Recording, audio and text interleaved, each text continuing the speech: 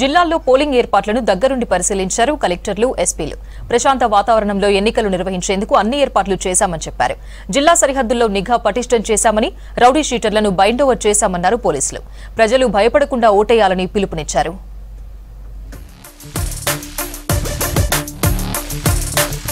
ప్రశాంత వాతావరణంలో రేపు పోలింగ్ నిర్వహించేందుకు జిల్లాల్లో అన్ని ఏర్పాట్లు పూర్తయ్యాయి. ఏర్పాట్లను జిల్లా కలెక్టర్లు, ఎస్పీలు పర్యవేక్షించారు. నల్గొండ జిల్లాలో 2061 పోలింగ్ కేంద్రాల ఏర్పాటు చేశామన్నారు కలెక్టర్ దాసరి హరిచందన.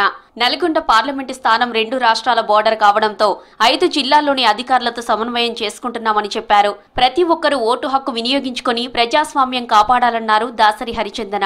బార్డర్ డిస్ట్రిక్ట్ కావడం వల్ల మనకి 3 బార్డర్ పాయింట్స్ ఉన్నాయి జిల్లాలో. సో ఆ బార్డర్ పాయింట్స్ అన్నిటినీ కూడా కవర్ చేయడం జరిగింది. అండ్ సీజర్స్ చాలా ఎక్కువ శాతంలో నమోదయ్యాయి మన జిల్లాలో. లాస్ట్ అసెంబ్లీ కంపేర్ చేసిన ఇప్పుడు మనం 20.5 crores సీజర్స్ చేయడం జరిగింది. వరంగల్ యనమాముల వ్యవసాయ మార్కెట్ ఆవరణలో పోలింగ్ సామాగ్రి పంపిణీ చేశారు. పోలింగ్ కేంద్రాలకు సంబంధించిన సామాగ్రిని హన్మకొండ ఎన్నికల అధికారి కలెక్టర్ సిక్తా పట్నాయక్ పరిశీలించారు. పోలింగ్ శాతం పెంచేందుకు అవగాహన కార్యక్రమాలు చేశామన్నారు సిక్తా పట్నాయక్.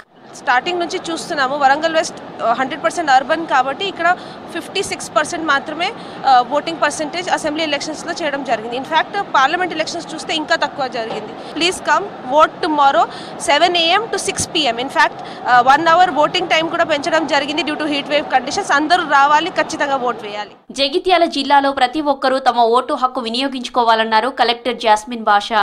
ఓటర్లకు ఎలాంటి ఇబ్బందులు కలగకుండా పోలింగ్ కేంద్రాలలో అన్ని సౌకర్యాలు ఏర్పాటు చేశామని తెలిపారు.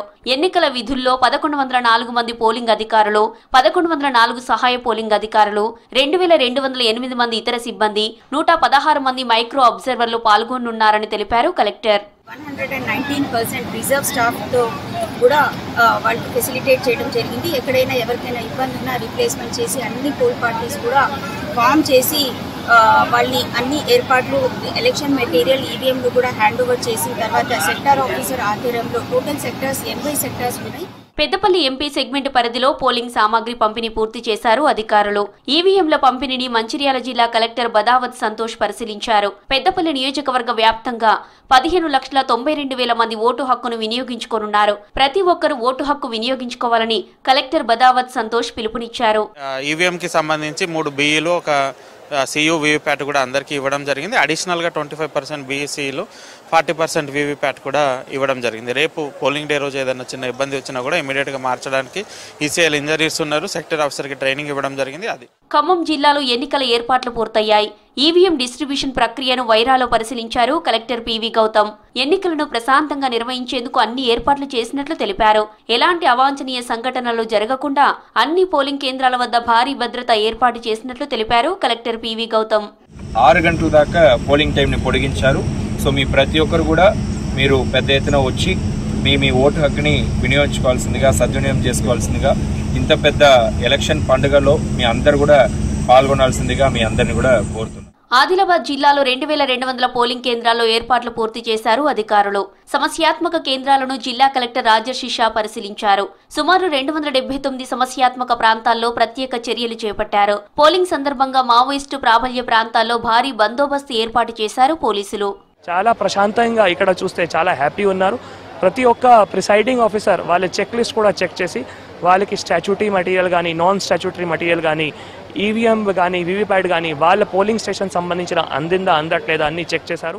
ప్రజలు స్వేచ్ఛగా ఓటు హక్కు వినియోగించుకునే విధంగా ప్రశాంత వాతావరణం కల్పిస్తున్నామన్నారు మంచిర్యాల డీసీపీ అశోక్ కుమార్. ఎన్నికల్లో ఓటర్లను ప్రలోభాలకు గురిచేస్తే చట్టపరమైన చర్యలు తప్పవన్నారు. ప్రజాస్వామ్య పండుగలో ప్రతి ఒక్కరూ పాల్గొనాలని పిలుపునిచ్చారు. అది 48 hours మనకి చాలా ఇంపార్టెంట్. దీని గురించి ఈసీఐ తరఫు నుంచి సెపరేట్గా గైడ్లైన్ ఉంటాయి. అది ఈ వైన్ షాప్ గురించి, ఇది లిక్కర్ డిస్ట్రిబ్యూషన్ గురించి, క్యాష్ సప్లై గురించి, out side voters, political parties వాళ్ళు ఇక్కడ ఉన్న వాళ్ళ కోసం కూడా రిస్ట్రిక్షన్స్ ఉన్నాయి. సో అన్నీ మనం చూసుకుంటున్నాము. పోలింగ్ కేంద్రాలకు చేరుకున్న సిబ్బంది రేపు ఉదయం 7 గంటల నుంచి పోలింగ్ ప్రారంభించనున్నారు. ఓటు వేసేందుకు వచ్చే ప్రజలు ఎన్నికల సంఘం సూచించిన 12 గుర్తింపు కార్డుల్లో ఏదో ఒకటి తీసుకురావాలని సూచించారు.